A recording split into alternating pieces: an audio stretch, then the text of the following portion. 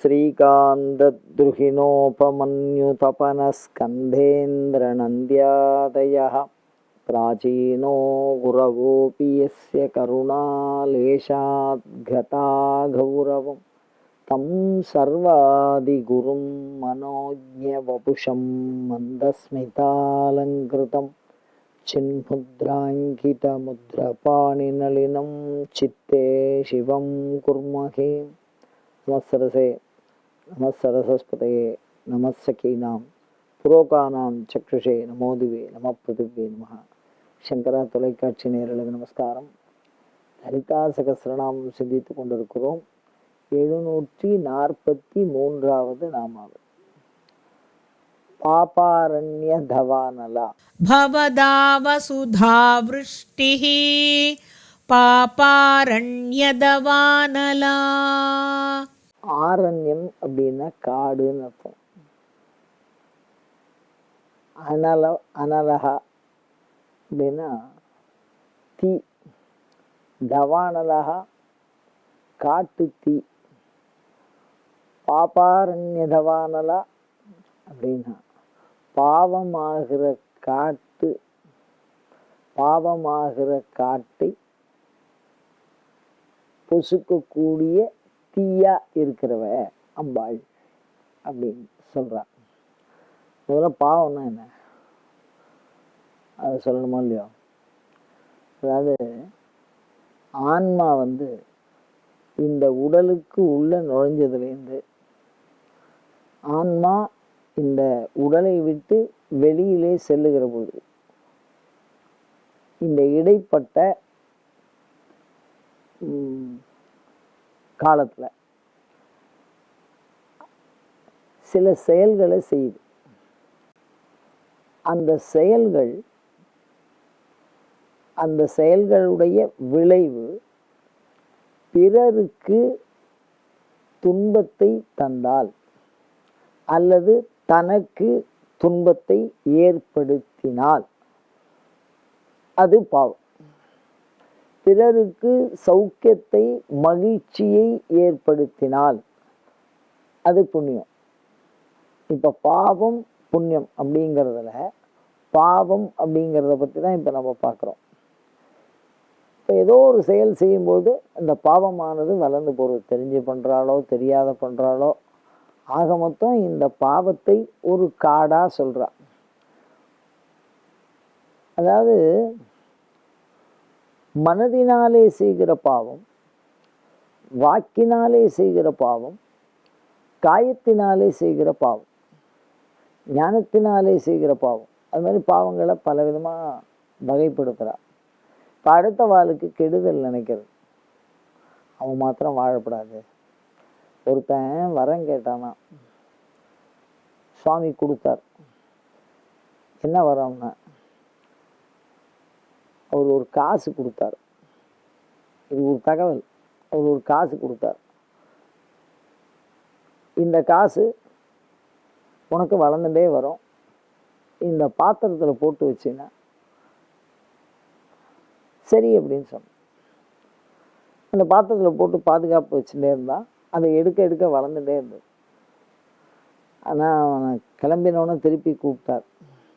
என்ன அப்படின்னா, இந்த காசு எந்த அளவுக்கு உனக்கு வளர்ச்சியை தருகிறதோ, எடுக்க எடுக்க வளருதோ, அதே மாதிரி 2 மடங்கு வளர்ச்சி பக்கத்து வீட்டுக்காரருக்கு வரும்னார். உடனே சரின்னு போயிட்டான். அந்த வளர்ச்சி பாருங்க, இவன் ஒரு காசு எடுக்கிறான், அது வளருது, திருப்பி எடுக்கிறான், திருப்பி வளருது. ஆனால் இந்த பக்கத்து வீட்டுக்காரன் 2 பக்கமாக 2 மடங்கு வளர்றதை அவனால் பொறுத்துக்க முடியல. அதுக்காக சாமிகிட்ட என்ன கேட்குறான், என்னோட ஒரு கண்ணு போகணும்னு கேட்குறான். அப்போ எவ்வளோ பெரிய துன்ப எண்ணம் மனிதனுக்குள்ளே மறைந்து இருக்கிறது நான் புரிஞ்சுக்கிறதுக்காக சொன்னேன். பாபம்ங்கிறது அடுத்தவா கெடுதல் பண்ணுறது, அடுத்தவாளுக்கு துக்கத்தை விளைவிக்கிறது, இது எல்லாமே அப்படியே நமக்கு வந்துடும். எல்லளவுக்கும் வள்ளுவர் சொல்கிற மாதிரி பிறர்க்கு இன்னா, அதாவது அடுத்தவாளுக்கு செய்யாததை பாபாய பரபீட்டனம் ஸ்லோகார்த்தேன பிரவக்ஷாமி. வெறும் 1/2 ஸ்லோகத்தில் சொல்கிறேன், லோகத்தில் அடுத்த வாளுக்கு தொந்தரவு பண்ணுற பாபம், அடுத்த வாளுக்கு ஹிதம் பண்ணுறது புண்ணியம். இதுதான் லோகத்தில் உள்ள எல்லா புத்தகத்தினுடைய கருத்துன்னு சொன்னார் ஒரு கவிஞர். அப்போது மனதினால கெடுதல் பண்ணுறது, வாக்கால் கெடுதல் பண்ணுறது, ஏதோ கோபத்தில் திட்டுறோம். சரீரத்தினால கெடுதல் பண்ணுறது, ஏதோ குழந்தையில அடிச்சு விடுறோம், ஒரு பூச்சி இருக்கு அதை அடிக்கிறோம். அப்போ அதெல்லாம் பாவம் தானே. அப்போது இந்த பாவம் வாழ்க்கைன்னு வந்தால் பாவமும் வரும் புண்ணியமும் வரும். ஆனால் இந்த பாவம் மிக விரைவாக காடு மாதிரி வளர்ந்து போயிடும். அப்படி காடு மாதிரி வளர்ந்து போயிடுச்சுன்னா நமக்கு வாழ்க்கையில் துன்பமே தொடர்ந்து வந்துட்டு இருக்கோம். முயற்சி பண்ணினாலும் சௌக்கியம் வராது. ஒத்த முயற்சியை உடையவர்கள் வெவ்வேறு விதமான பலனை அடைவார்கள். ஒரே ஒரு வியாபாரி இந்த பக்கமாக வியாபாரம் பண்ணுவார், ஒருத்தர் அந்த பக்கமாக உட்காந்து வியாபாரம் பண்ணுவார். ஒருத்தருக்கு பிரமாதமாக வியாபாரமாகும், இன்னொருத்தருக்கு அப்படியே இருக்கும், அந்த சரக்கு விற்கவே விற்காது.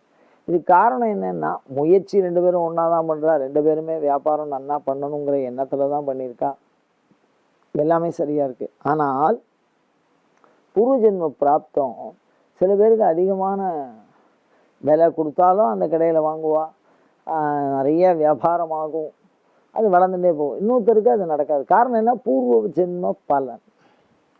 அப்போ பாவங்கிறது முயற்சியை தாண்டிய ஒரு பலனை தரும். தெய்வத்தால் ஆகாது எனினும் முயற்சி தன் மெய் வருத்த கூலி தரும் சொன்னான். தெய்வத்தால் ஆகாது ஒன்றும் இல்லை, இருந்தாலும் விஷயம் என்ன அப்படின்னா மெய் வருத்தம். அப்படின்னா நம்ம கஷ்டப்பட்டு உழைக்கிறோம் அப்படின்னா அந்த உழைப்புக்கு ஒரு ஒரு பயன் வரணுமோ இல்லையோ, அந்த பயனை வரவிடாது தடுக்க செய்வது பாவம். உழைச்சாலும் வராது, அந்த அளவுக்கு சம்பாதிக்க இயலாது, கடுமையாக உழைக்க தயாராக இருப்போம், ஆனால் அதுக்கான பலன் நமக்கு கிடைக்காது. அப்போ அதுலேருந்து என்ன காரணம்னா இதெல்லாம் பூர்வ ஜென்மத்தில் பண்ணின பாவம். அந்த பாவம் தான் நமக்கு அந்த பலனை கிடைக்க விடாத பண்ணுறது. இப்போ இதுக்கு நிவர்த்தி என்ன? பாவம் தான் நம்ம பண்ணுறோம், இயல்பாக ஏதோ ஒரு விஷயத்தில் தெரிஞ்சு பண்ணோமா தெரியாத பண்ணோமா ஏதோ பண்ணிட்டோம். அதனால தான் கோயில்களில் சமஸ்த துரித க்ஷயத்வாரா ஸ்ரீ பரமேஸ்வர பிரீத்தியர்த்தம். துரிதம்னா பாவம்னு அர்த்தம். பெருமாள் கோயிலில் சொன்னாலும் அதே சங்கல்பம் தான், அம்பாள் கோயிலில் சொன்னாலும் அதே சங்கல்பம் தான், சுவாமி கோயிலில் சொன்னாலும் அதே சங்கல்பம் தான். பாவத்தை போக்குறதுங்கிறது ஒரு செயலாக இருக்குது ஆலயங்களுக்கு. அப்போ அந்த மாதிரி ஒரு காடு மாதிரி பாவம் இப்படியே பண்ணி பண்ணி பண்ணி பாவத்தினுடைய விளைவு அதிகமாக போயிடுது அப்படின்னு சொன்னால் அவளுக்கு துன்பம் அதிகமாக வரும். அப்போ அதை அழிக்கணும்.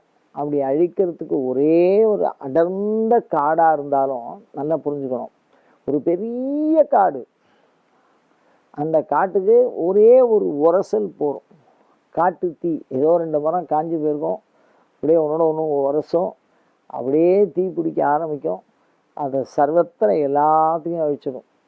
ஒரு மரத்தை எரிக்கிறதுங்கிறது ரொம்ப சிரமமான விஷயம்.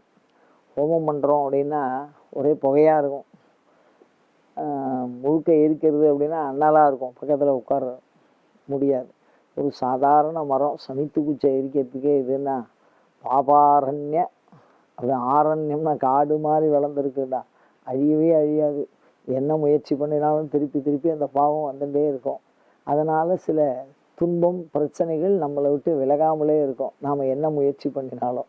அந்த மாதிரி செயல்களை பிரார்த்தனையினால் பாவத்தை போக்கக்கூடிய பண்பு அம்பாளுக்கு இருக்குதுன்னு சொல்கிறான்.